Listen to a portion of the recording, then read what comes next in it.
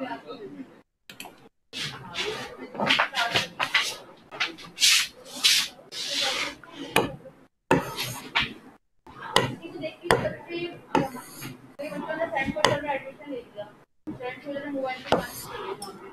हम यहाँ से पढ़ेंगे, ठीक है।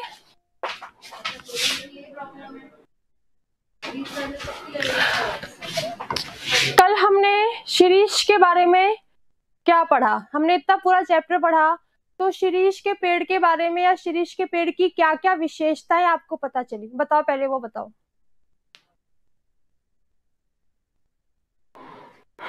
जल्दी बताओ।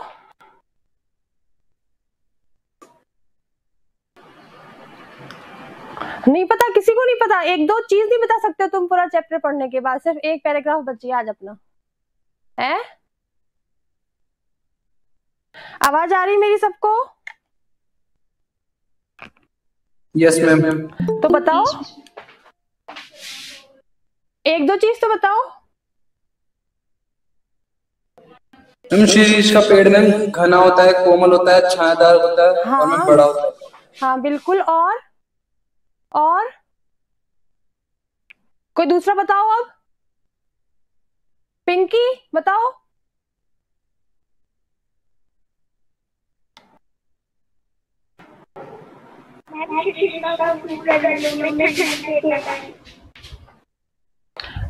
और इसके अलावा और?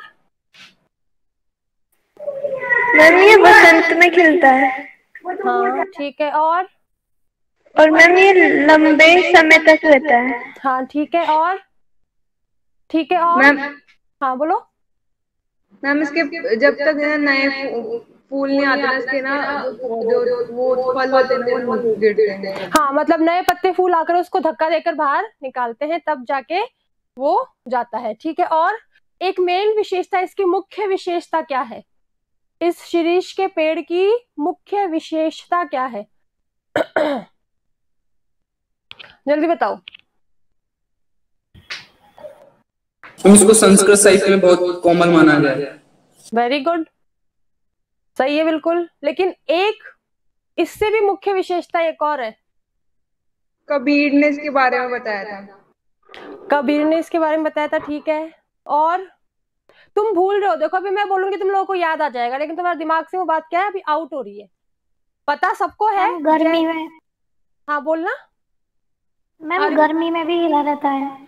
हाँ यही है कि वो गर्मी में, लू में, तपन में, ठीक है ना, ऐसे मतलब चारों जो वातावरण ऐसा था जब आसमान जल रहा होता है, भयंकर लू चल रही होती है, ठीक है, बहुत गर्मी होती है, पृथ्वी जो है मतलब अग्नि कुंड बनी हुई होती है, तब भी वो बड़े मस्त तरीके से फलता फूलता रहता है और वातावरण से अपना जीवन रस खींचता रहता है।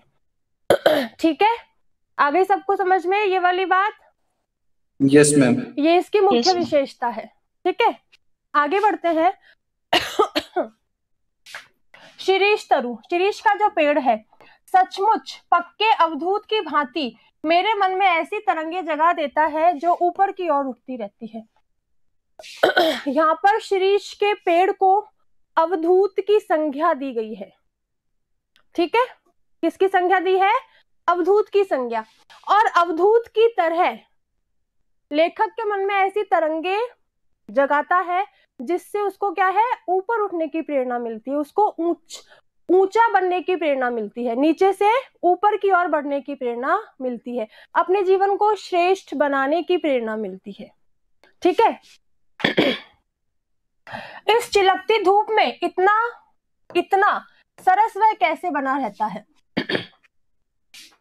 इतनी भयंकर गर्मी में, ठीक है, उस भयंकर गर्मी में इतनी तेज धूप पड़ती है जिससे कि मतलब उसकी धूप से हमारी आंखें भी चौंधिया जाती है, ठीक है। ऐसी भयंकर गर्मी में, ऐसी चमकती हुई धूप में वो इतना सरस रह के ऐसे मस्त फूल कैसे खिला सकता है, ठीक है, कैसे वो उगा देता है, मतलब उसकी भयंकर गर्मी का उस पर प्रभाव क्यों नहीं पड़ता, ठीक है। ऐसा ही लेखक कह रहा है कि उस पर इतनी भयंकर गर्मी का प्रभाव क्यों नहीं पड़ता, वो कैसे खिलता है, कैसे अच्छे अच्छे फूल अपने ऊपर उगाता है और खुद मस्त बना रहता है, ठीक है।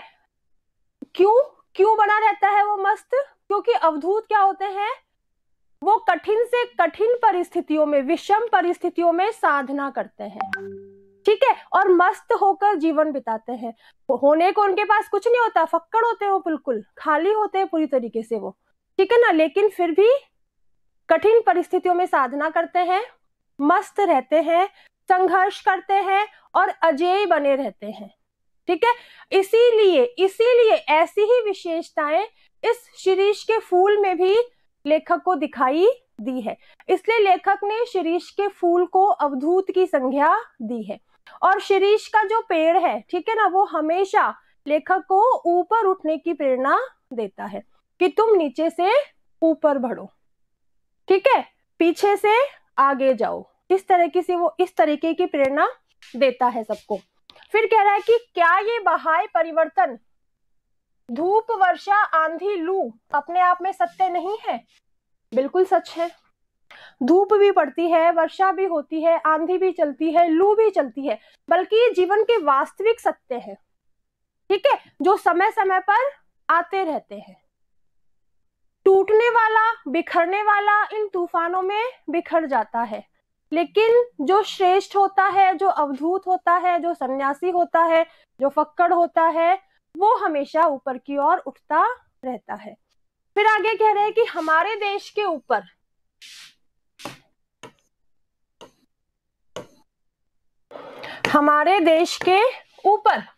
से जो ये मार काट, अग्निदाह, लूटपाट, खून खच्चर का बवंडर बह गया है।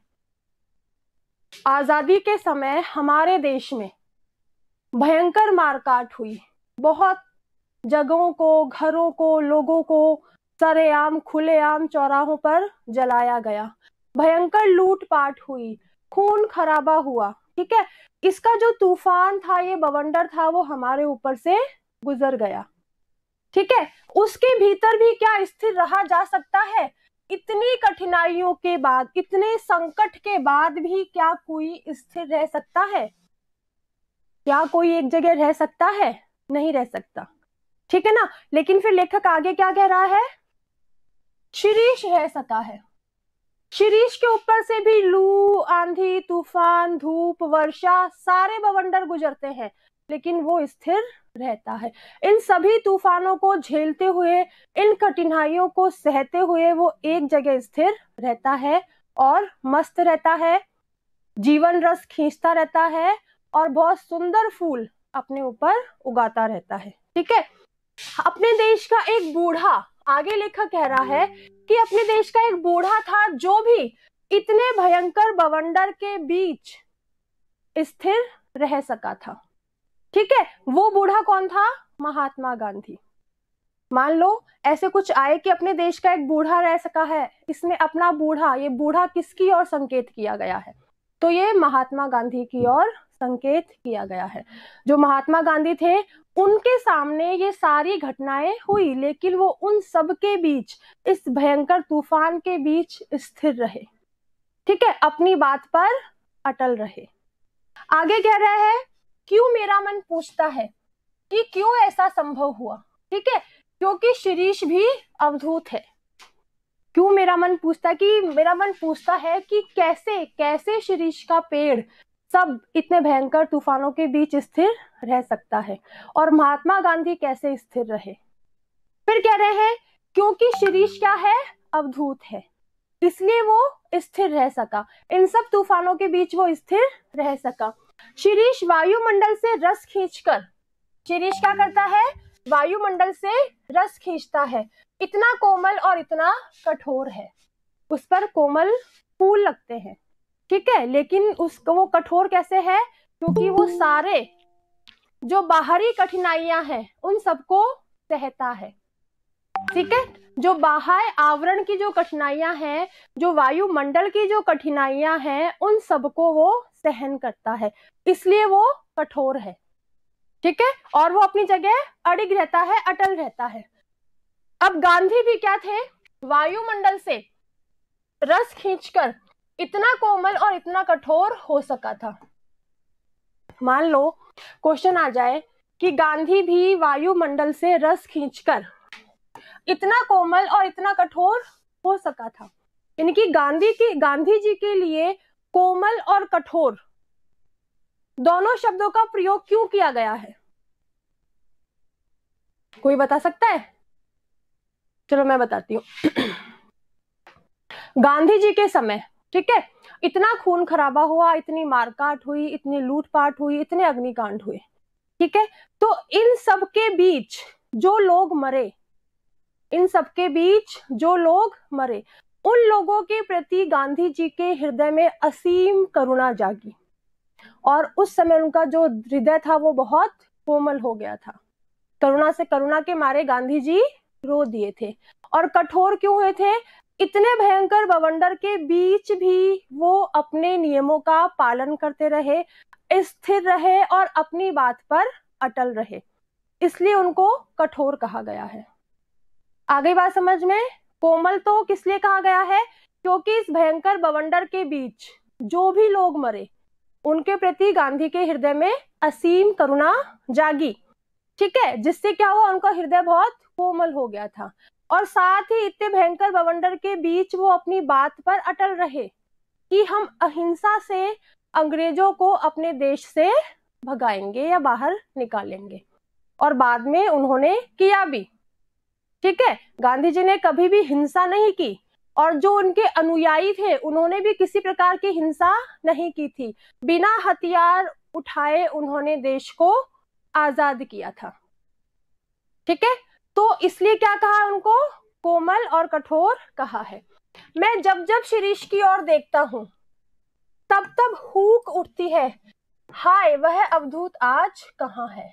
वो कह रहे हैं कि मैं जब जब शिरीष के पेड़ की ओर देखता हूँ, शिरीष के फूलों को देखता हूँ, तो मेरे मन में एक हूक उठती है कि आज गांधी जैसा अवधूत क्यों नहीं है इस भारत देश में। अगर वो आज होता तो शायद हमारे देश का नक्शा ही कुछ और होता। जो आज इतना खून खराबा, लूटपाट, अग्निदाह है, ऐसे कई कई घोटाले होते हैं, षड्यंत्र होते हैं, दूसरे लोगों को कष्ट पहुंचाया जाता है, अगर आज वो होते, उस जैसा अवधूत आज हमारे भारत देश में होता तो भारत की दशा ही कुछ और होती, ठीक है। कोई दिक्कत इस चैप्टर को समझने में? कोई लाइन समझ में नहीं आई हो या कुछ प्रॉब्लम आई हो तो पूछो भी जल्दी से। नहीं क्लियर है सबको? सबको क्लियर है? पेज नंबर 147 पे ma'am first line. Page number 147 पर फर्स्ट लाइन।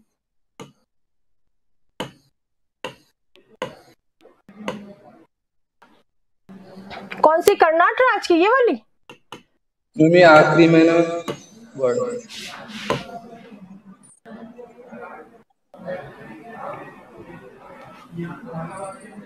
इसमें कौन सी लाइन? मैम फर्स्ट लाइन की आखिरी वर्ड में। फर्स्ट लाइन का तेषां मूर्धनि ददामि। Yes ma'am. इसका मतलब यही है, मैंने बताया था ये कर्नाटक राज्य की प्यारी, उनके सिर पर अपना बायां चरण रखती हूँ।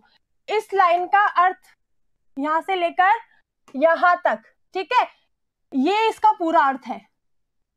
ऊपर वाली लाइन ही इस संस्कृत का अर्थ है।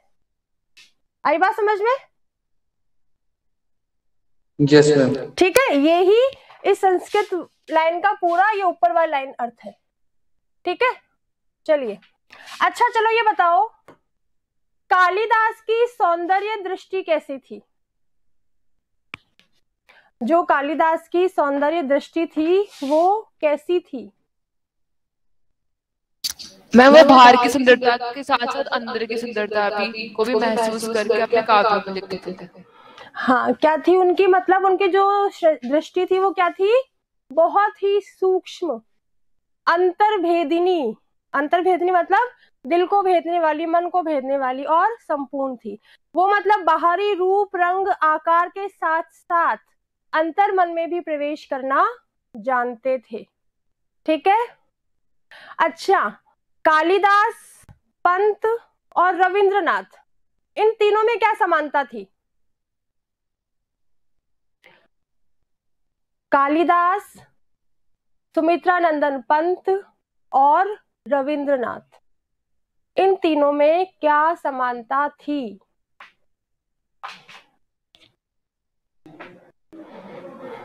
सिंपल है बिल्कुल।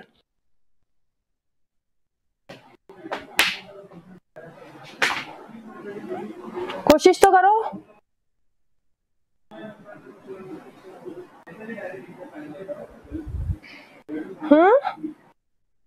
अरे तीनों अंतर्मन की सुंदरता को देखना जानते थे, ठीक है। वो अंतर्मन की सुंदरता के स्वरूप का मर्म समझते थे कि आंतरिक सुंदरता कितनी महत्वपूर्ण है। बाहरी सुंदरता से महत्वपूर्ण आंतरिक सुंदरता है, ठीक है। आगे बात समझ में। अनासक्त किसे कहा गया है, चलो ये बता दो। कालिदास को। कालिदास को तो कहा गया है, पर अनासक्त किसे कहते हैं? कालिदास अनासक्त थे, कबीर अनासक्त थे, रविंद्र पंत सब अनासक्त थे, लेकिन अनासक्त किसे कहते हैं? मैं मुझे संसार के मोह माया से दूर रहता हूँ। जो संसार के मोह माया से दूर रहता हो, मतलब वो व्यक्तिगत सुख दुख से, रुचि अरुचि से परे रहता हो, ठीक है ना, उसको अनासक्त कहा गया है। आ गई बात समझ सबके समझ में? ठीक है, चलिए एक दो थोड़े से ऑब्जेक्टिव क्वेश्चन। एक मिनट रुको।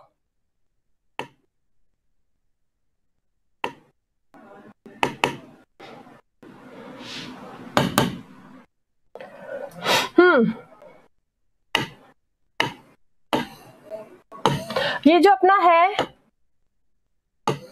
फर्स्ट क्वेश्चन है कि उमस और लू में कौन सा पेड़ कालजयी अवधूत की भांति अजेय है? कौन सा पेड़ है? शिरीष। सबको पता है? शिरीष, ठीक है। लेखक ने कवि बनने के लिए क्या आवश्यक माना है? सुखी, दुखी, पक्कड़ या विद्वान? पक्कड़, ठीक है। क्या माना है? पक्कड़, मतलब जो सच्चा कवि है वो पक्कड़ होगा। पुराने फलों को अपने स्थान से न हटते देखकर कवि को किसकी याद आती है? नेताओं की, बुजुर्गों की, महात्मा गांधी की, कालिदास की? किसकी याद आती है? नेताओं की। नेताओं। ठीक है, बिल्कुल सही आंसर है। शिरीष के फूल को संस्कृत साहित्य में कैसा माना गया है?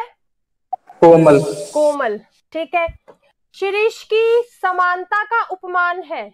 शिरीष की समानता वाले और भी पेड़ हमारे बुक में आए थे, ठीक है। उनमें से है कुल, अशोक, अवधूत, ईश। कौन सा पेड़ इसके समान है? अशोक। अशोक, राइट। कृपिवल शब्द का क्या अर्थ है? किसान, मजदूर, बेल और अन्न। किसान। किसान, ठीक है। शिरीष की बड़ी विशेषता क्या है? दिव्यता, मस्ती, भव्यता और प्रगल्भता।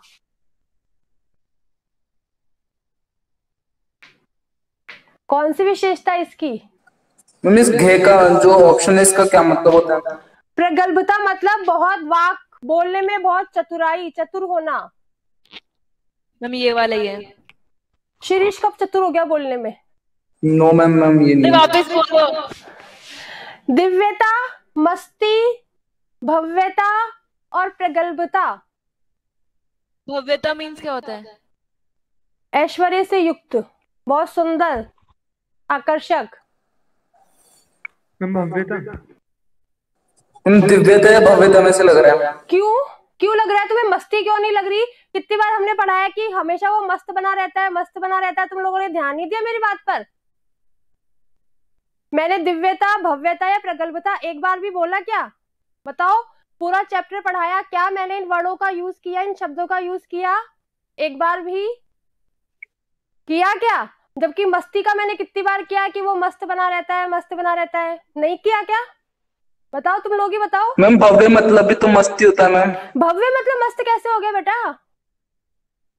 भव्य तो मतलब वैभव से जो युक्त है, बहुत सुंदर है, सजावट से जो युक्त है, वो भव्य है। सुंदर तो है ही ना। सुंदर तो है ही ना, सुंदर तो है, लेकिन वहां पर हम यहाँ पर भव्यता यूज क्यों करेंगे जब मस्ती हमारे सामने सीधा साधा ऑप्शन है? तो जब हमारे सामने सबसे ज्यादा राइट ऑप्शन मस्ती वाला है तो हम उसको क्यों नहीं यूज करेंगे? और तुम अगर मेरे मुंह से सुनते मैं उसको भव्य कहती तो तुम फिर भी शायद कंफ्यूज होते। तब तो तुम फिर भी एक बार कंफ्यूज हो जाते कि मैम ने उसको भव्य भी बताया था, दिव्य भी बताया था, प्रगल्भ भी बताया था। मैंने तो एक बार भी इन शब्दों का पूरे पाठ में यूज नहीं किया। हाँ, मस्त मस्त बने रहने का मैंने कई बार प्रयोग किया है। तो तुम्हारे दिमाग में मस्त आना चाहिए था ना, मस्ती आना चाहिए था। ध्यान रखा करो। शिरीष को कैसा कहा गया है? कालजयी, आतंकी, सौदागर, जड़मती। कालजयी सही है। शिरीष के वृक्ष कैसे होते हैं? बड़े और छायादार, लंबे और चौड़े, चौड़े और छायादार, छोटे और छायादार। बड़े और छायादार। बड़े और छायादार। शिरीष का जो पेड़ है वो रस, जीवन रस कहाँ से खींचता है? धरती से, वायुमंडल से, धूप से, पानी से? वायुमंडल से। ठीक है, तो अब क्या करोगे? आज आप पूरे चैप्टर को पढ़ना खुद, ठीक है, और उसमें से ऑब्जेक्टिव क्वेश्चंस बनाओ। कम से कम 15-15 हर एक चैप्टर में से ऑब्जेक्टिव क्वेश्चन खुद बनाया करो, तब जाके नंबर आएंगे तुम लोगों के, ऐसे नहीं आएंगे, ठीक है ना। और जब तक चैप्टर को मेरे पढ़ाने के बाद खुद 2-3 बार नहीं पढ़ोगे, तब तक तुम बीच वाले क्वेश्चंस का आंसर नहीं दे सकते। तो 12th क्लास है, गद्य भाग में बहुत जरूरी है एक चैप्टर को 2-3 बार अच्छे से दिमाग लगा के पढ़ना, ठीक है। तो सबको पढ़ना है, ठीक है। और जो बच्चा चाहता है कि मेरी मेरिट बने, मेरी 95 अबव परसेंटेज बने, या 95 बने, या 90 से ऊपर बने, तो आपको इतना पढ़ना ही पड़ेगा। और हिंदी में हमेशा बोलती हूँ, राजस्थान बोर्ड है, हिंदी की चेकिंग बहुत हार्ड होती है, ठीक है ना। इसमें नंबर नहीं आएंगे तुम्हारे इजीली जब तक तुम 100% श्योर नहीं हो कि हाँ मैंने इतना पूरा पढ़ लिया है, अब तो मैं ला सकता हूं, तब तुम्हारे 95-96 आएंगे, ठीक है। तो चैप्टर पढ़ना, बीच बीच में से क्वेश्चंस बनाना बहुत जरूरी है। फिर आपका प्लस पॉइंट आपकी राइटिंग होती है। अगर आपकी राइटिंग बहुत नीट एंड क्लीन है, बहुत साफ सुथरी है, तो फिर भी एक बार एग्जामिनर आपको नंबर देता है। और जिसकी राइटिंग खराब होती है, चाहे उसने सही लिखा हो, वो नंबर जरूर काटेगा। इसलिए दीपक बेटा थोड़ा सा राइटिंग पर ध्यान देना, ठीक है। जिनकी जैसे कनिका, तुम काटा पीटी बहुत करती हो, काटा पीटी बिल्कुल नहीं होनी चाहिए पेज में, कॉपी में। काटना तो आपको है ही नहीं, ठीक है ना। हाँ, पार्थ तुम पिछली बार भी 10th में हिंदी में तुम्हारा कोई इंटरेस्ट नहीं था पढ़ने का।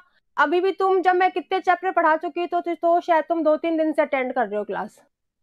पहले भी तुम्हारे नंबर कम आ गए थे, तुम 89 पे रह गए थे। थोड़ा सा और पढ़ लेते तो तुम आराम से 95-96 ले आते, ठीक है ना। तो पढ़ने में ध्यान देना, और इस बार 99 ला के बताना। मैं तो कहती हूँ 100 ला सकते हो, कोई दिक्कत नहीं है, आराम से लाओ, पढ़ो, सिर्फ थोड़ी सी मेहनत कर लो बस, ठीक है। चलिए सबको बाय, अब मंडे को पढ़ेंगे अपन, ठीक है। Bye ma'am. Bye ma'am. Bye बेटा। Bye ma'am. बाय। हाँ, कहाँ गया?